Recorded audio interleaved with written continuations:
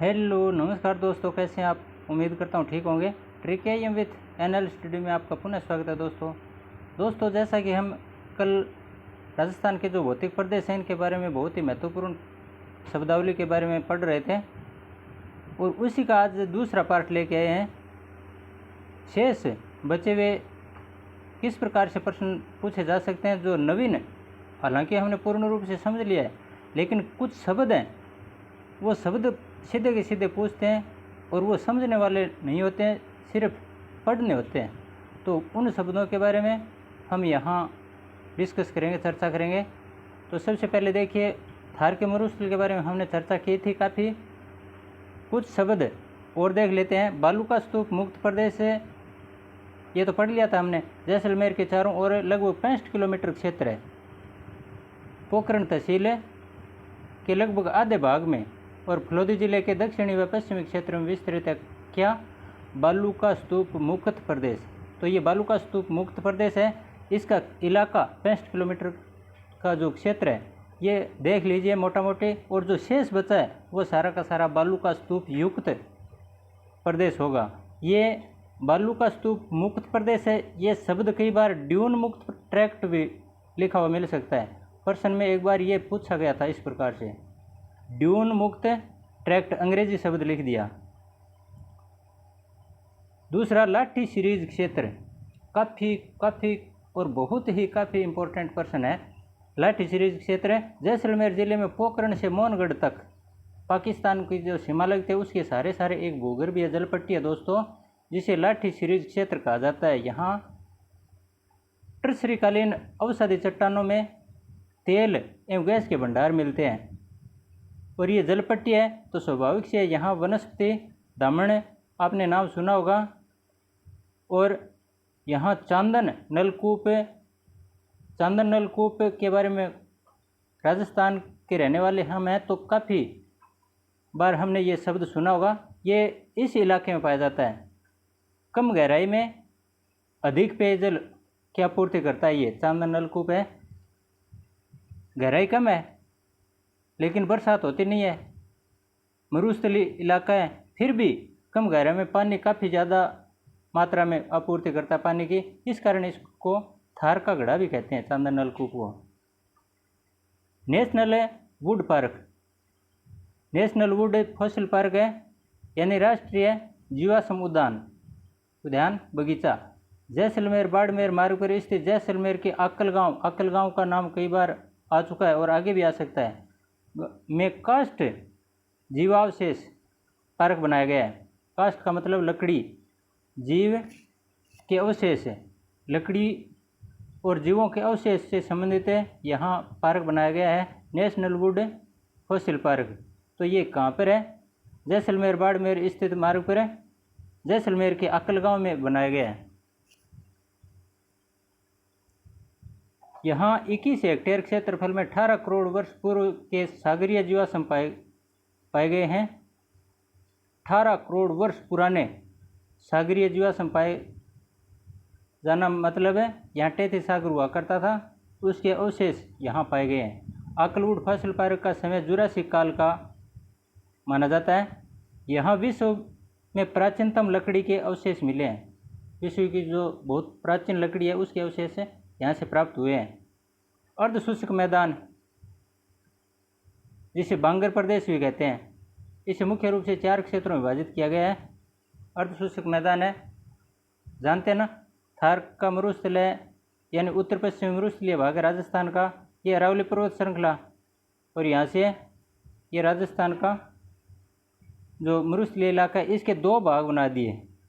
एक तो 0 से 20 सेमी 25 सेमी समवर्षा, इसको 2 बराबर भागों में बांटती हुई इस प्रकार से आती है। तो 10 से लेकर 40 सेमी तक कौन सा है? ये मरुस्थलीय इलाका है। इसमें एक तो शुष्क हो गया, एक अर्ध शुष्क। तो अर्ध शुष्क और शुष्क को बराबर भागों में बांटने वाली 25 सेमी समवर्षा रेखा मानी गई है। तो इस अर्ध शुष्क वाले इलाके की बात कर रहे हैं। अर्ध शुष्क मैदान है बांगर प्रदेश, इसको क्या कहते हैं? बांगर प्रदेश भी कहते हैं। इसे मुख्य रूप से 4 क्षेत्रों में बांटा गया। एक तो घग्गर क्षेत्र, एक नागौरी उच्च प्रदेश या नागौरी उच्च भूमि, एक शेखावटी क्षेत्र और चौथा लूनी बेसिन। लूनी बेसिन जो कि नीचे की तरफ यहाँ लूनी नदी आती है, उसके इर्द गिर्द का इलाका लूनी बेसिन, जिसको गोडवाड़ प्रदेश भी कहते हैं, हमने पीछे वीडियो में पढ़ा था। एक है शेखावाटी क्षेत्र, सीकर के आसपास वाला इलाका, वहाँ आंतरिक जल प्रवाह का मैदान, कांतली नदी है ना, तो आंतरिक जल प्रवाह की नदियाँ वहाँ फैली हुई हैं। समुद्र तल से ये लगभग 450 मीटर ऊंचा है। कौन सा? शेखावाटी वाला। और नागौरी उच्च भूमि, नागौर जिला है, उसके इर्द गिर्द नागौर जिले में स्थित उच्च प्रदेश हैं, जिसको नागौरी उच्च भूमि या नागौरी उच्च प्रदेश बोलते हैं। और एक हनुमानगढ़ जिले में स्थित है घग्गर नदी। तो जो घग्गर नदी का इलाका वो तो हो गया घग्गर क्षेत्र। और ये शेखावाटी सिकरवाला नागौरी उच्च भूमि नागौर जिले में स्थित और गोडवाड़ लूनी नदी में स्थित। यहाँ से कुछ अन्य शब्द भी पूछे गए हैं कई बार, जैसे ये घग्गर क्षेत्र है, इसमें मिट्टी किस प्रकार की पाई जाती है? तो यहाँ काली चिकनी मिट्टी से बने हुए उपजाऊ प्रदेश का विस्तार है। और ये गंगानगर तथा हनुमानगढ़ जिलों में सबसे उत्तरी भागों में स्थित है दोस्तों। यहाँ प्राचीन काल से घग्गर नदी हिमालय से निकलकर इस प्रदेश में बहती है। घग्गर नदी हिमालय से निकलकर आती है। और घग्गर नदी के जो पाट हैं, आज भी हनुमानगढ़ जब कभी आपको जाना पड़े तो हनुमानगढ़ के दो हिस्से हैं शहर के, एक तो टाउन है, एक जंक्शन है। तो हनुमानगढ़ टाउन और हनुमानगढ़ जंक्शन के बीच से होती हुई ये घग्गर नदी जाती है। तो इसके दोनों तरफ, दोनों किनारे, इनको पाट बोलते हैं। यानी घग्गर नदी के पाट को राजस्थान में नाली कहा जाता है, नाली आ गई। कई बार कहते हैं कि नाली आ गई, यानी घग्गर नदी जब उफान पर होती है तब कहते हैं नाली आ गई, यानी पाट को राजस्थान में नाली कहते हैं। और दूसरा नागौरी उच्च भूमि है ना, ये समुद्र तल से 300 से 500 मीटर की ऊंचाई पर है। और नागौरी उच्च प्रदेश है, ये नागौर, डीडवाना, कुचामन जिले में विस्तृत है। इसका अधिकांश भाग अंतःप्रवाही नदियों के कारण ज़्यादा प्रसिद्ध है, जिसके धरातल में कई गर्त पाए जाते हैं, जहाँ वर्षा का जल भर जाने से खारे पानी की मौसमी झीलें बन जाती हैं दोस्तों। इसमें नमक का उत्पादन किया जाता है। सांबर, डीडवाना आदि नमक की जो झीलें हैं वे इसी क्षेत्र के अंतर्गत आती हैं, इसी प्रदेश में है। और इस प्रदेश में सोडियम तत्व की अधिकता होने के कारण यह बंजर व रेतीला प्रदेश है। यहाँ ज़्यादा खारा, सोडियम की मात्रा ज़्यादा होने की वजह से यह बंजर रह जाता है। और नागौर और अजमेर के बीच, ये तो आ गया नागौर, ये अजमेर। नागौर और अजमेर के बीच का जो इलाका है, इसमें फ्लोराइड प्रभावित क्षेत्र होने के कारण कुब्बड़ पट्टी पाई जाती है। यानी कुब्बड़ जो आदमी होते हैं वो ज़्यादातर इस पानी की वजह से कम आयु में इस प्रकार से ओकड़ू, उनकी कड़ाई घूम जाती है। तो ये कुब्बड़ पट्टी व्यक्तियों की कड़, कमर का मुड़ जाना, घूम जाना, ये कुब्बड़ पट्टी के कारण नाम पड़ा है। तीसरा शेखावाटी क्षेत्र, इसमें आंतरिक जल प्रवाह का मैदान समुद्र तल से ऊंचाई 450 मीटर के, वो तो थे 300 से 500, और ये 450 मीटर। राजस्थान का उत्तर पूर्वी भाग है, ये अंतः प्रवाह क्षेत्र के नाम से जाना जाता है। अरावली श्रेणी के दक्षिण पूर्व में, अरावली है इसके दक्षिण पूर्वी भाग में, ये अरावली, इसका दक्षिणी भाग ये और पूर्वी भाग ये, अरावली के दक्षिणी और पूर्वी भाग में यहाँ पूर्वी का मैदान पाया जाता है। अरावली के दक्षिण पूर्वी भाग में कौन सा मैदान है? पूर्व मैदान, जिसके बारे में उन्होंने काफ़ी अच्छा पढ़ लिया है। उत्तर भारत के उत्तर का जो विशाल मैदान है उसका भाग है, उपजाऊ है। इसके अरावली के ठीक इसके उल्टी साइड में पश्चिमी दिशा में यहाँ इसके दूसरी तरफ शेखावाटी क्षेत्र है। शेखावाटी भूभाग है, ये स्थलाकृति उबड़ खाबड़ है दोस्तों, बालू के टीलों द्वारा यह परिलक्षित होती है, देखी जा सकती है। यह संपूर्ण क्षेत्र अंतःप्रवाही है, जो चूरू, झुंझुनू, सीकर, डीडवाना, कुचामन है, इसका उत्तरी भाग तथा उत्तरी नागौर का कुछ हिस्सा यहाँ फैला हुआ है। दोबारा सुन लीजिए, शेखावाटी क्षेत्र के अंतर्गत है कौन कौन से जिले आते हैं? चूरू है, झुंझुनू, सीकर, डीडवाना, कुचामन का उत्तरी भाग तथा उत्तरी नागौर। इस प्रकार से इलाका ये शेखावाटी क्षेत्र के अंतर्गत आता है। इस क्षेत्र में अधिकांशतः बरखान बालुका स्तूप पाए जाते हैं। बालुका स्तूपों के बारे में हमने पिछले वीडियो में चर्चा की थी ना, तो बरखान प्रकार के। चौथा है लूनी बेसिन है, गोडवाड़ प्रदेश। ये अरावली और यहाँ से नागपाड़ से लूनी नदी निकली और इसके इर्द गिर्द वाला मरुस्थल और अरावली की जो सीमा बनाने वाला क्षेत्र है वो गोडवाड़ क्षेत्र, सिरोही जिला आपने सुना ही है, देखा है मानचित्र में। तो पश्चिम मरुस्थल के इस प्रदेश में लूनी और उसकी सहायक नदियाँ बहती हैं दोस्तों। पाली, सिरोही, जोधपुर, जालोर आदि जिलों में विस्तृत इस क्षेत्र की सभी नदियाँ अंशकालीन हैं। लूनी बेसिन में सबसे अधिक विस्तृत मैदानी भाग समतल प्राचीन कांपीय मैदान का है, जो संपूर्ण बेसिन का 47.51% भाग को घेरता है। और लूनी नदी का पानी बालोतरा जिले तक तो पहाड़ी अपवाह तंत्र के कारण मीठा आता है। कहाँ ये बालोतरा जिला आजकल तो बन गया है, यहाँ से निकल कर बालोतरा तक है। जब बालोतरा तक है लूनी नदी का पानी आता है तब तक तो मीठा होता है। प्रश्न कैसे पूछते हैं, बालोतरा तक मीठा तो होता है, लेकिन किस कारण से? पहाड़ी अपवाह तंत्र के कारण होता है, यानी पहाड़ों पर वर्षा होती है और वहाँ से नदियों का पानी, वर्षा का पानी मीठा होता है। वो जब इसमें मिलता है आकर तो उसकी वजह से पानी मीठा हो गया।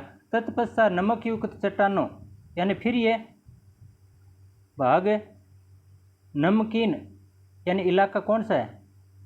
तैतीस सागर के अवशेष हैं यहाँ। तो नमकीन चट्टानों से जब संपर्क में आता है तब नमक के कणों से युक्त होने के कारण मरुस्थलीय प्रदेश के अपवाह के तंत्र के कारण खारा पाया जाता है।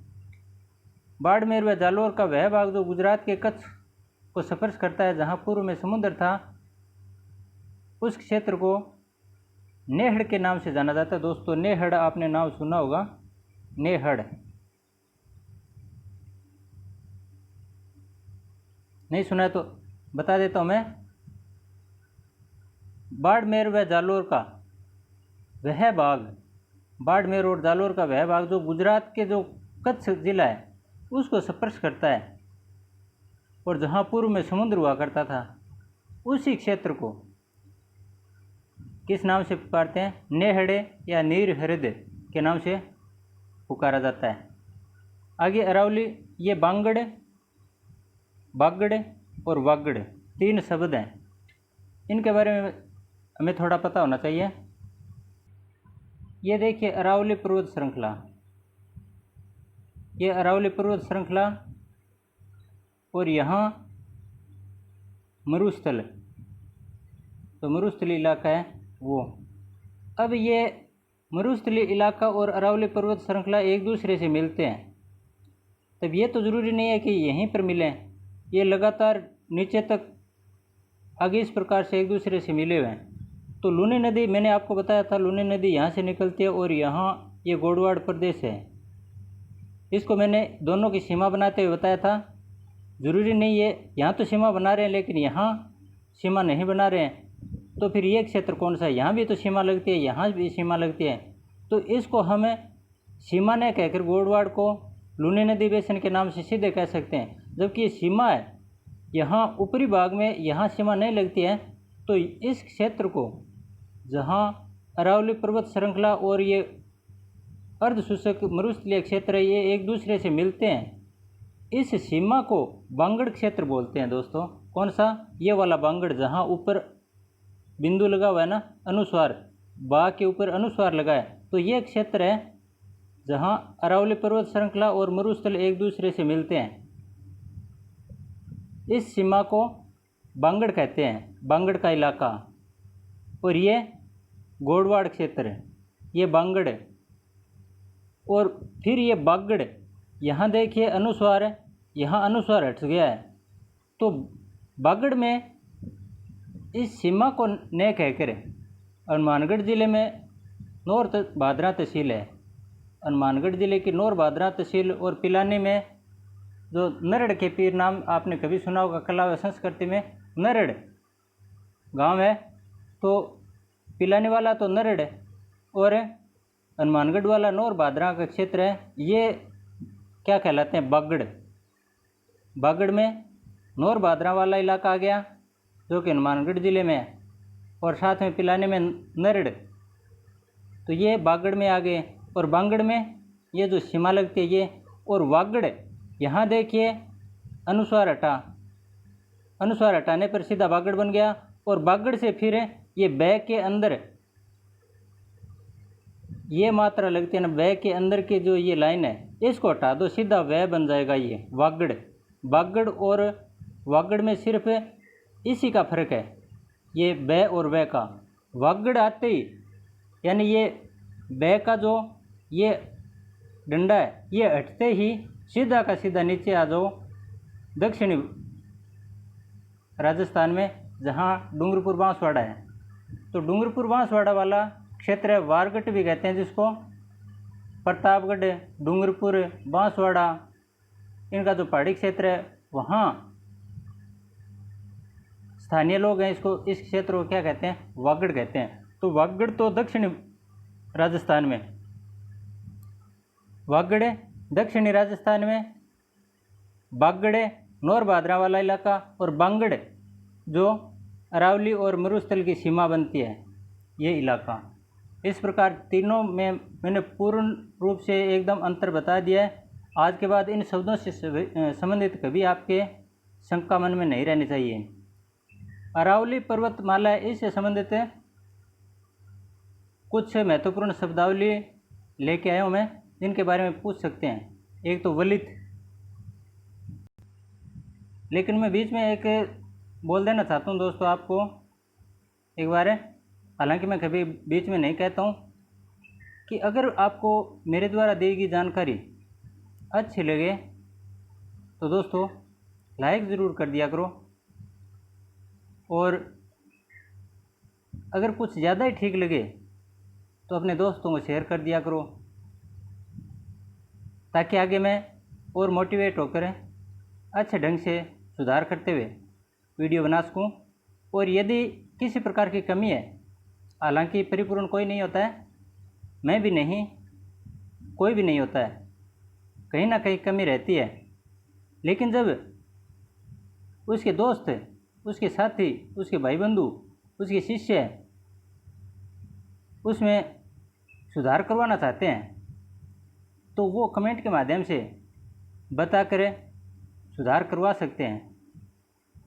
अगर आप कुछ कमियां इसमें रह जाती हैं वो बताओगे कमेंट के माध्यम से, तो मैं आगे जो नए वीडियो बनाऊंगा तब सुधार अवश्य करूंगा। तो चलिए शुरुआत करते हैं आगे के इस टॉपिक से। अरावली पर्वतमाला है, इसमें वलित शब्द है, प्राचीनतम शब्द है, अवशिष्ट शब्द है, ये तीन शब्द कई बार आए हैं। तीनों शब्दों से एक दो नहीं बहुत प्रश्न पूछे गए हैं। वलित का मतलब क्या होता है, यानी निर्माण प्रक्रिया के आधार पर अगर इसका नाम रखा जाए तो वलित नाम आता है। अरावली पर्वतमाला है, ये निर्माण प्रक्रिया के आधार पर देखा जाए तो ये एक वलित पर्वतमाला है, यानी निर्माण जिस प्रकार से हुआ है उसके आधार पर। और समय के अनुसार देखा जाए तो सबसे प्राचीन अर्थात प्राचीनतम, समय को ध्यान में रखते हुए देखा जाए तो प्राचीनतम है।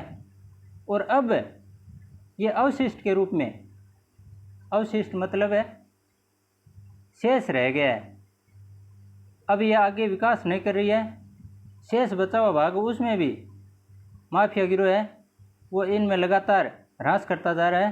तो वलित का एक बार मैं पुनः बता देता हूँ आपको। वलित का मतलब है टुकड़े होता है वलित, जैसे एक पहाड़ यहाँ, फिर इतनी जगह छोड़ दी, फिर आगे नया पहाड़ बन गया, फिर आगे जगह छोड़ दी, फिर नया पहाड़ बन गया। ये इस प्रकार से कुछ क्षेत्र बीच में छोड़ते हुए पर्वत हैं इस अरावली पर्वत श्रृंखला के, इसी वजह से इनको वलित पर्वतमाला बोलते हैं। और अन्य जैसे हिमालय पर्वतमाला है उसमें लगातार क्रम से बीच में जगह नहीं होती है, इस प्रकार से पर्वतमाला आगे से आगे बढ़ती जाती है। लेकिन यहाँ अरावली पर्वत श्रृंखला है, इसमें आपने कभी देखा होगा एक पहाड़ यहाँ है, फिर आगे गांव बस गया, कोई पहाड़ नहीं है, फिर आगे नया पहाड़ आ गया, और फिर आगे नया पहाड़ आ गया। इस प्रकार से ये एक वलित पर्वतमाला है। तीनों शब्दों के बारे में आप समझ गए, वलित है, प्राचीनतम है और अवशिष्ट यानी अवशेष के रूप में भी है। 550/692 का मतलब क्या हुआ? 550 किलोमीटर राजस्थान में अवस्थित है ये। इसकी कुल लंबाई गुजरात के जो पालनपुर है, पालनपुर से लेकर दिल्ली तक की कुल लंबाई 692 किलोमीटर है। गुजरात के पालनपुर से लेकर दिल्ली तक कुल लंबाई 692 किलोमीटर है। उसमें से राजस्थान में 550 किलोमीटर की अरावली पर्वतमाला है, वो राजस्थान में है। तो ये 550/692 हो गया। और 3 लघु भौतिक भाग इसके, यानी इसको 3 भागों में बांटा गया। एक तो उत्तरी पर्वतमाला, एक मध्य पर्वतमाला, एक दक्षिणी पर्वतमाला, ताकि इसका अध्ययन करने में सहूलियत रहे। तो उत्तरी में कौन कौन से आते हैं, मध्य में कौन से आते हैं, दक्षिण में कौन से आते हैं? उत्तरी पर्वतमाला ये जयपुर से खेतड़ी तक है, खेतड़ी झुंझुनू तक है। इस पर्वत श्रृंखला में शेखावाटी आ गया, सीकर आ गया। सीकर का जो तोरावाटी क्षेत्र है, तोरावाटी पहाड़ियाँ। कई बार ये भी प्रश्न पूछा गया कि तोरावाटी पहाड़ियाँ किस जिले में? सीकर में। जयपुर का नाहरगढ़, जयगढ़, मनोहरपुरा, ये इसी उत्तरी अरावली पर्वत में आते हैं। अलवर की पहाड़ियाँ कौन कौन सी?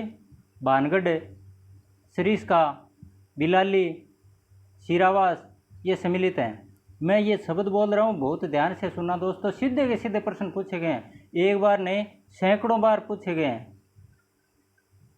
दोबारा मैं बोल रहा हूँ, थोड़ा ध्यान से सुनना। सीकर का तोरावाटी क्षेत्र या सीकर की जो तोरावाटी पहाड़ियाँ हैं, वो नाहरगढ़, जयगढ़, मनोहरपुरा किस जिले में है? जयपुर में।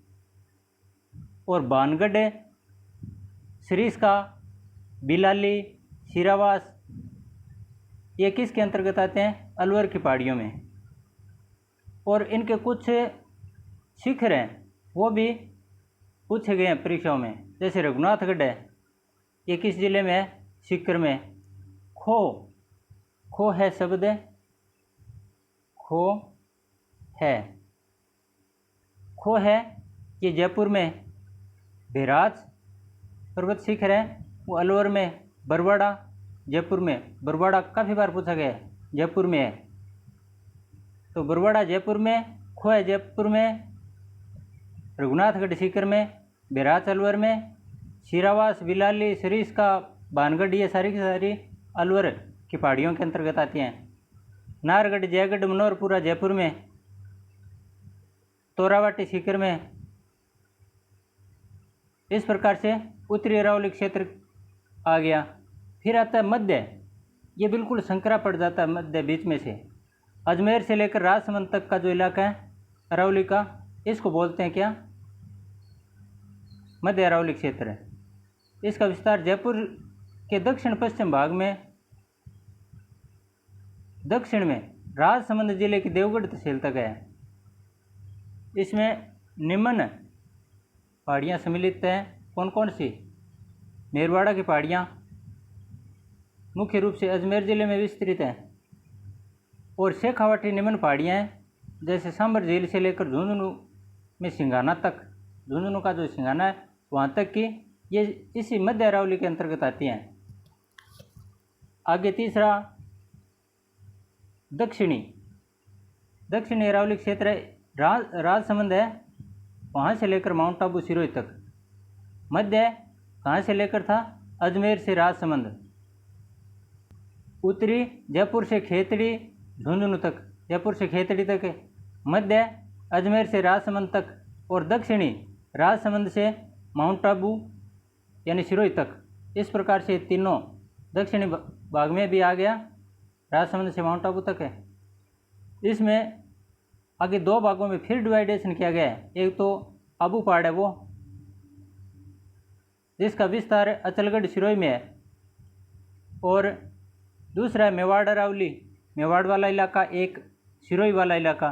तो मेवाड़ वाला इलाका है उसको मेवाड़ अरावली कहते हैं। उसका विस्तार है उदयपुर और राजसमंद में है। क्योंकि दक्षिण भाग है अरावली का ज़्यादा विस्तृत है। इस प्रकार से अरावली का दक्षिण भाग ज़्यादा विस्तृत है, तो इसके 2 भाग बना दिए, एक तो सिरोही का और दूसरा उदयपुर और राजसमंद वाला। इस प्रकार से इसके 3 भाग बना दिए। अब सबसे कम ऊंचाई, सबसे अधिक ऊंचाई तुलनात्मक दृष्टि से देखें तो कौन कौन से हैं? अरावली की सबसे कम ऊंचाई, न्यूनतम ऊंचाई वह जयपुर जिले में है और सबसे अधिक ऊंचाई सिरोही जिले में। हमें पता है भीलवाड़ा जो गुरु शिखर है, भीलवाड़ा है, ये सारे के सारे सिरोही में है। तो सिरोही में सर्वाधिक ऊंचाई और सबसे कम ऊंचाई जयपुर जिले में अरावली पर्वत श्रृंखला की। और सर्वाधिक विस्तार अगर पूछा जाए, विस्तार है वो सबसे ज़्यादा उदयपुर ज़िले में है और सबसे कम विस्तार, क्योंकि बीच से संकरी है ना, अरावली श्रृंखला बीच से बिल्कुल संकरी है। तो जहाँ ज़्यादा संकरी है वो ज़िला अजमेर है, अजमेर में बिल्कुल संकरी और सबसे ज़्यादा विस्तार अरावली में है, उदयपुर में है। उदयपुर में सबसे ज़्यादा विस्तार है और अजमेर में सबसे कम विस्तार है। सबसे कम ऊंचाई जयपुर में है और सबसे अधिक ऊंचाई सिरोही में। ठीक इसी प्रकार से ये कम ऊंचाई आ गई, सबसे अधिक ऊंचाई आ गई, सबसे कम विस्तार आ गया और सबसे अधिक विस्तार आ गया। फिर आता है पूर्वी मैदानी प्रदेश। यहाँ मैं एक बात और बता देना चाहता हूँ दोस्तों, मेसा पठार आपने सुना होगा, चित्तौड़गढ़ जिले में स्थित है। और चित्तौड़गढ़ का किला किस पठार पर बना है? मेसा पठार पर। ये मेसा चित्तौड़गढ़ वाला ये तो है अरावली का भाग, जबकि भैंसरोडगढ़ का किला आपने सुना होगा, भैंसरोडगढ़ है वो हाड़ौती का पठार है, यानी दक्कन का पठार उसका हिस्सा है। ये भैंसरोडगढ़ और ये चित्तौड़गढ़ वाला, इन दोनों में फ़र्क है। ये तो अरावली में आता है मेसा का पठार, और ये भैंसरोडगढ़ है ये आता है विंध्याचल पर्वत श्रृंखला है, यानी दक्कन का पठार है उसका, हाड़ौती का पठार उसका भाग है, प्रायद्वीपीय पठार का। और अरावली के बारे में वैसे तो आपको मोटा मोटी सब कुछ बता रखा है। अरावली श्रेणी राजस्थान के लगभग 9% इलाके को कवर करती है, 9.1%, और जनसंख्या यहाँ 10% रहती है। और विश्व की सबसे प्राचीनतम वलयित जो पर्वतीय श्रृंखला है ये अरावली है। खेतड़ी से लेकर खेड़ब्रह्म तक राजस्थान में कुल 550 किलोमीटर लंबी दूरी है इसकी। खेतड़ी झुंझुनू जिले में, खेतड़ी से लेकर खेड़ब्रह्म जो कि सिरोही जिले में स्थित है वहाँ तक है। वर्तमान परिप्रेक्ष्य में इसका विस्तार 13 जिलों में बताया जाता है, क्योंकि अब 41 जिले बन चुके हैं। इसकी शुरुआत तो पालनपुर से होती है दक्षिण में, लेकिन इसका सुदूर जो दक्षिणतम बिंदु एक बार पूछा गया था, पता नहीं कौन से परीक्षा में, इसकी जड़ है सुदूर दक्षिणी जड़, यानी जहाँ से प्रारंभ होती है वहाँ उस स्थान का नाम बताइए तो वो पालनपुर नहीं है दोस्तों, अरब सागर में है। अरब सागर में आपने सुना होगा लक्षद्वीप, मिनिकॉय, तो जो मिनिकॉय द्वीप है वो इसका उद्गम स्थल माना जाता है। और उसी वजह से यहाँ और सारी की सारी ये अरावली की जो उद्गम स्थल से लेकर पालनपुर तक ये सारे समुद्र के अंदर ही रह जाते हैं भाग, ज़मीन से समुद्र तल से ऊपर उठा हुआ भाग है। वहाँ से अगर बात करें तो ये पालनपुर से शुरुआत होती है। तो पालनपुर से पहले समुद्र के अंदर ही यानी अरब सागर में स्थित है अरावली के जो अवशेष हैं वो। इसी कारण से अरब सागर को क्या कहते हैं? अरावली का पिता कहा जाता है। अरावली का पिता किसे कहते हैं? अरब सागर को। ये प्रश्न पूछा गया है और इसको जल विभाजक रेखा कहते ही हैं, बार बार मैंने बता दिया आपको बहुत बार। बंगाल की खाड़ी और अरब सागर की नदियां हैं वो यहाँ से अलग अलग दिशाओं में घूमती हैं जाती हैं, और अरावली है वो थार के मरुस्थल को चंबल की घाटी से अलग करती है। चंबल घाटी राजस्थान में प्रवेश करती है, लेकिन आगे अरावली आ गई इसलिए चंबल नदी वापस मुड़ जाती है। एक बार सर्वाधिक वर्षा के बारे में प्रश्न पूछा गया तो उस समय भी देखिए दक्षिणी जो अरावली है इसका अबू पर्वत खंड है, यानी सिरोही वाला इलाका, वहाँ सबसे ज़्यादा वर्षा होती है। अबू पर्वत अरावली का हिस्सा है और उसी हिस्से में सबसे ज़्यादा वर्षा होती है। पूर्वी मैदानी प्रदेश अरावली पर्वत श्रृंखला है, इसके ठीक बगल में यहाँ ये जो इलाका है काफ़ी उपजाऊ, यहाँ आर्द्र जलवायु, उप आर्द्र तो कहाँ है अरावली में, यहाँ आर्द्र जलवायु, ये आर्द्र जलवायु वाला इलाका है, ये पूर्वी मैदानी भाग है। यहाँ काफ़ी अच्छी मात्रा में फसलें होती हैं, अनाज होता है। तो इसके बारे में हम थोड़ा पढ़ते हैं। मालपुरा करौली तृतीय पेनिप्लेन, 3 उप विभाग, 56 का मैदान, कंठल ये शब्द हैं। इनके बारे में बता देना चाहता हूँ। राज्य का लगभग 23.30% भूभाग इसके अंतर्गत आता है और अब जो 41 जिले बने हैं इसके अनुसार 13 जिलों में अवस्थित है ये। और यहाँ समतल होने के कारण जलोढ़ मिट्टी और दोमट मिट्टी की यहाँ बहुतायत रहती है। और उत्तर का विशाल मैदान है, उसी का ये एक हिस्सा है। प्लीस्टोसीन युग का जो प्रारंभिक काल है, प्राचीन काल और नया काल, प्लीस्टोसीन के 2 भाग बन गए, एक तो बाद वाला एक पूर्व वाला। तो जो बाद वाला वो तो है मरुस्थल है और पूर्व वाला है प्लीस्टोसीन युग का, वो है ये मैदान है। यह मैदान दक्षिण में मेवाड़ का मैदान है। मान लीजिए ये मैदान है, ये तो आ गया दक्षिण का भाग और ये उत्तर का भाग। तो दक्षिण में तो ये मेवाड़ का मैदान कहलाता है और उत्तरी भाग वाला मालपुरा करौली का मैदान कहलाता है। प्रायद्वीपीय जो पूर्वी मैदान है इसका उत्तरी भाग मालपुरा करौली का मैदान कहलाता है। और एरोन ने इसे तृतीय पेनिप्लेन नाम दिया है। एरोन शुरू में हमने पढ़ा था, इन्होंने क्या नाम दिया इसको? तृतीय पेनिप्लेन। ये प्रश्न पूछा गया था दोस्तों,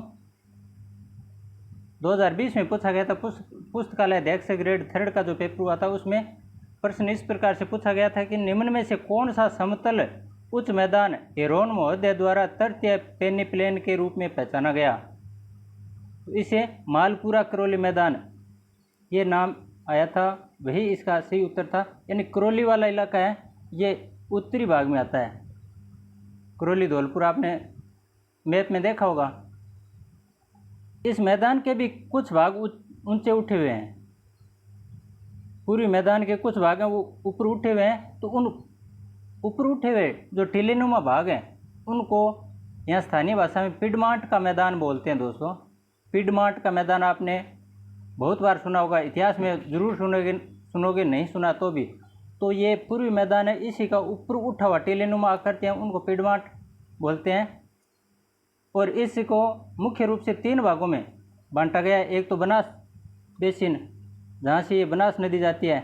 एक चंबल बेसिन, क्योंकि यहाँ से चंबल आती है उत्तर से दक्षिण से उत्तर की तरफ और उत्तर से फिर पूर्व की तरफ, तो ये चंबल बेसिन। एक बनास बेसिन और एक यहाँ माही नदी आती है 56 का मैदान बनाती हुई, तो एक माही बेसिन। ये 3 भाग बन गए पूर्वी मैदान के। मालपुरा करौली समझ गए, यानी उत्तरी भाग वाला। और इसी को एरोन ने क्या नाम दिया? तृतीय पेनिप्लेन नाम दिया मालपुरा करौली मैदान को ही। और 3 उप विभाग कौन कौन से आ गए पता है? एक तो चंबल, एक बनास, एक माही बेसिन। और 56 का मैदान, 56 का मैदान है यानी माही नदी, जहाँ से माही बनास माही नदी है उसका जो बेसिन है वो 56 गाँव का मैदान 56 मैदान कहलाता है। और कंठल प्रतापगढ़ आपने सुना होगा, माही नदी के कंठे। कंठल का मतलब क्या है? माही नदी है उसके कंठे, कंठे का मतलब होता है किनारे पर स्थित जो प्रतापगढ़ का भूभाग है उसी को क्या कहते हैं? कंठल कहते हैं। ये माही नदी और इसके किनारे पर, दोनों किनारों पर यहाँ प्रतापगढ़ के जो भाग स्थित हैं, स्थल स्थित हैं, उनको कंठल कहते हैं। कंठा किनारा होता है। पूर्वी मैदानी प्रदेश के बाद सीधा हम आते हैं दक्षिण पूर्वी पठारी प्रदेश की तरफ। ये इसको हाड़ौती भी कहते हैं, लावा पठार भी कहते हैं। डांग, मालव प्रदेश, उपरमाल, अरावाला, मुकुंदवाड़ा की पहाड़ियाँ, ये शब्द यहाँ से पुटअप होते हैं बहुत बार। सबसे पहले देखिए डांग। डांग क्षेत्र कौन सा है? करौली, धौलपुर और सवाई माधोपुर, इसका जो क्षेत्र है चंबल नदी के सारे वही डांग क्षेत्र कहलाता है। और ये बलुआ पत्थर से निर्मित है। फिर मालव प्रदेश, प्रतापगढ़ और चित्तौड़गढ़ का इलाका इसमें स्थित है। प्रतापगढ़ और चित्तौड़गढ़ वाला इलाका उसको मालव प्रदेश बोलते हैं। और उपरमाल, बिजोलिया, भीलवाड़ा, भैंसरोडगढ़, चित्तौड़गढ़, बिजोलिया भीलवाड़ा में है और भैंसरोडगढ़ है वो चित्तौड़गढ़ में है। इनके बीच का क्षेत्र ये ऊपरमाल के नाम से जाना जाता है। अरावाला पहाड़ियाँ, ये अरावाला पहाड़ियाँ हैं, ये बूंदी सवाई माधोपुर की जो पहाड़ियाँ हैं उनको कहते हैं। और मुकुंदवाड़ा की पहाड़ियाँ, कोटा की पहाड़ियाँ हैं, उनको मुकुंदवाड़ा की पहाड़ियाँ कहते हैं, जो कि विंध्य पर्वत श्रेणियों का विस्तार है। अर्धचंद्राकार पहाड़ियाँ, बूंदी हिल्स, मुकुंदरा हिल्स, जो कि कोटा झालावाड़ में है, ये अर्धचंद्राकार पहाड़ियाँ हैं दोस्तों। और शाहबाद उच्च भूमि, ये 12 जिले में है। घोड़े की नाल जैसी पहाड़ी पाई जाती है यहाँ पर। शाहबाद किस जिले में है? शाहबाद उच्च भूमि 12 जिले में। ये अनेकों बार प्रश्न पूछा गया शाहबाद वाला, तो 12 जिले में है और घोड़े की नाल जैसी आकृति है इसकी। डग गंगधर उच्च भूमि, ये झालावाड़ में, डग गंगधर ये झालावाड़ में है। इस प्रकार से हम जो हाड़ौती का पठार है उसके 3 उप विभाग बना सकते हैं। एक तो ये अर्धचंद्राकार पहाड़ियाँ कोटा झालावाड़ में, और दूसरी शाहबाद उच्च भूमि ये 12 में, और तीसरी डग गंगधर उच्च भूमि ये झालावाड़ में। ये तो 3 उप विभाग भी हम कह सकते हैं हाड़ौती पठार के। फिर है डेक्कन ट्रेप, ये पूर्व में झालावाड़, कोटा एवं मेवाड़ के कुछ भागों तक फैले हैं। इन सेलों का रंग अधिकतर गहरा भूरा अथवा हरा होता है, इसलिए इनको डेक्कन ट्रेप दक्षिण पूर्वी भाग में होने के कारण कहते हैं दोस्तों। इसके बारे में मैंने आपको काफ़ी बता दिया है। बृहद सीमांत भ्रांश यानी अरावली व विंध्य पर्वत श्रृंखला है, इनका जो मिलन स्थल है वह विशाल यानी बहुत बड़ा सीमा भ्रंश है, वो बृहद सीमांत भ्रंश कहलाता है। यह चित्तौड़गढ़ के बेंगू है, सतूर जो कि बूंदी में, उत्तरी कोटा में दृष्टिगत होता है, और पुनः सवाई माधोपुर और धौलपुर जिलों में इसे देखा जा सकता है बृहद सीमा भ्रंश को। पूर्वी मैदान है उसके कुछ भाग जो चंबल बेसिन में है, जैसे धौलपुर सवाई माधोपुर उसके कुछ भाग हैं तो चंबल बेसिन में है, वो उत्खात स्थलाभूमि के रूप में जाने जाते हैं। और इन स्थलाकृतियों में अगर विशेषताओं में देखें तो गार्ज, नदी कगार, जल प्रपात जो चुलिया जल प्रपात है वो इसी के अंतर्गत आता है। शिवप्रकाएँ, निक पॉइंट्स, बीड़ भूमि आदि इसी उत्खात भूमि के अन्य नाम हैं। एक ये शब्द देखिए, मालानी आग्नेय शैल समूह, ये 2015 के इर्द गिर्द परीक्षाओं काफ़ी पूछा जाता था आग्नेय चट्टानों के बारे में। राजस्थान का एक कौन सा क्षेत्र है, जालौर वाला इलाका है, उसके बारे में बहुत प्रश्न पूछते थे, लेकिन बीच में रुके और आजकल 2022 के बाद फिर पूछना शुरू कर दिया दोस्तों। इस प्रकार के प्रश्न इस क्षेत्र से संबंधित पुनः पूछ सकते हैं, इसके बारे में हमें जानकारी होना जरूरी है। मालानी आग्नेय शैल समूह है, यह मुख्यतः जालौर एवं सिवाना जो बालोतरा में स्थित है, वहाँ ग्रेनाइट तथा ज्वालामुखी रायोलाइट्स है, उन चट्टानों के निर्माण होने से बनता है। और ये पहाड़ियाँ गुंबदाकार होती हैं दोस्तों, जिसे इनशेलबर्ग, अंग्रेजी में इनशेलबर्ग भी कहते हैं, उस रूप में पाए जाते हैं। ये इनशेलबर्ग शब्द है, कई बार तो ये सीधा सीधा पूछ लेते हैं कि इनशेलबर्ग शब्द है, इसका उपयोग कहाँ होता है, ये शब्द कहाँ काम में लिया जाता है। इन शैलों के आधार पर जालौर और सांचौर में ग्रेनाइट उद्योग खूब पनपा है। कहने का मतलब यही है कि मालानी आग्नेय शैल समूह, ये जालौर और सांचौर का इलाका वहाँ ग्रेनाइट उद्योग से संबंधित है, ग्रेनाइट चट्टानें उनसे संबंधित है, बस इतना याद रख लो। एक आता है मेवल, डूंगरपुर और बांसवाड़ा, दक्षिणी राजस्थान के अंतर्गत डूंगरपुर और बांसवाड़ा, उसके बीच का क्षेत्र मान लीजिए ये डूंगरपुर है और ये इसके पास में ही बांसवाड़ा, यहाँ इन दोनों के बीच का क्षेत्र है, ये मेवल है। ठीक इसके उल्टा, ये तो दक्षिण भाग में, ठीक इसके उल्टा उत्तरी भाग में यहाँ अलवर इलाका है, अलवर वाला, तो अलवर में स्थित क्षेत्र को मेवात क्षेत्र कहते हैं। मेवात तो उत्तर पूर्व में और मेवल दक्षिण में, तो ये एकदम उल्टे हो गए हैं। मेवात ये वाला इलाका है और मेवल ये वाला इलाका है। आगे 2-4 शब्द और पढ़ लेते हैं। भोमट, भोमट क्षेत्र में उदयपुर, सिलुम्बर जो अब नवीन जिला बना है, डूंगरपुर एवं पूर्वी सिरोही जिले का अरावली पर्वतीय क्षेत्र है, इसी को भोमट कहते हैं। मेवात के बारे में बता दिया अलवर वाला। मरु, मेरु और माल तथा बागड़ में अंतर, ये 4 शब्द एक साथ बता रहा हूँ। मरु, मेरु, माल एवं बागड़। मरु का मतलब मरुस्थल, मरु का मतलब है मरुस्थल है, और मेरु का मतलब है उच्च पर्वतीय प्रदेश। मरु मरुस्थल है, मेरु उच्च पर्वतीय प्रदेश है। और माल यानी पठारी भाग, माल है पठारी भाग है। और बागड़, बागड़ और बांगड़ 2 शब्द बोले थे मैंने। बांगड़ में कौन सा? अरावली और मरुस्थल के बीच का जो सीमा बनाने वाला क्षेत्र है, अरावली पर्वत श्रृंखला और मरुस्थल, उत्तर पश्चिम का जो मरुस्थल है, थार मरुस्थल, उसके बीच सीमा बनाने वाले जो क्षेत्र है उसको हम बांगड़ कहते हैं। जबकि बागड़, बागड़ आए तो नौर भादरा जो कि हनुमानगढ़ जिले में तथा पिलानी में नरड़, ये 3 स्थल याद रखना बागड़ के लिए। और वागड़ डूंगरपुर बांसवाड़ा वाला इलाका है दक्षिणी राजस्थान में, वो है वागड़। एक होता है थारोसोरस इंडिक्स, ये नया शब्द है दोस्तों। हमारा जो जैसलमेर है, यहाँ डायनासोर की एक नवीन शाकाहारी प्रजाति पाई गई है। हाल ही में वैज्ञानिकों ने खोज की है कि जैसलमेर वाले इलाके में पुराने समय में डायनासोर हुआ रहता था। उसकी एक शाकाहारी, यानी एक तो मांसाहारी डायनासोर होता है, एक शाकाहारी डायनासोर होता है। तो शाकाहारी डायनासोर है उसी की एक प्रजाति जिसे थारोसोरस इंडिक्स नाम से पुकारा है उन्होंने। तो ये थारोसोरस इंडिक्स क्या है? जो नवीन डायनासोर की, शाकाहारी डायनासोर की जो प्रजाति पाई गई है उसको नाम दिया गया है। सबसे अंत में और आज का ये अंतिम शब्द धनसा, धनसा शब्द है।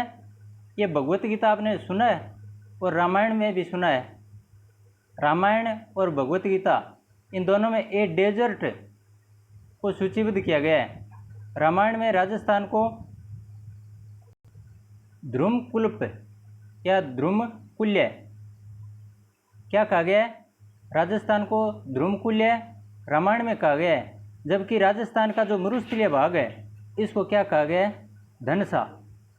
धनसा भगवत गीता में और रामायण में ए डेजर्ट अर्थात राजस्थान के मरुस्थलीय भाग, थार के मरुस्थल को ही धनसा शब्द कहा गया। इस प्रकार से दोस्तों हमने जो भौतिक स्वरूप है राजस्थान का, इससे संबंधित बहुत कुछ विस्तार से इन वीडियो श्रृंखला में ज्ञान अर्जित कर लिया है।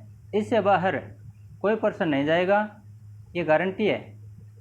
तो आप 2 बार, कम से कम 2 बार इन वीडियो को ज़रूर अवलोकन करें, देखें, पढ़ें, समझें और फिर कोई पेपर हल करके देख लीजिए, या पीछे प्रश्न आए हुए हैं उनको हल कर लीजिए। यहाँ से बाहर कुछ नहीं है। तो मैं पूर्ण विश्वास के साथ कह सकता हूँ कि ये वीडियो अगर आपने 2 बार देख लिए तो यहाँ से कोई प्रश्न आपका गलत नहीं होगा। और इसका प्रूफ लेने के लिए आप पीछे जो परीक्षाओं में प्रश्न पूछे गए हैं उनको हल कर लीजिए, चाहे कहीं से भी। आज के लिए बस इतना ही। आगे फिर नए अध्याय के साथ फिर मिलेंगे। तब तक के लिए धन्यवाद। जय हिंद।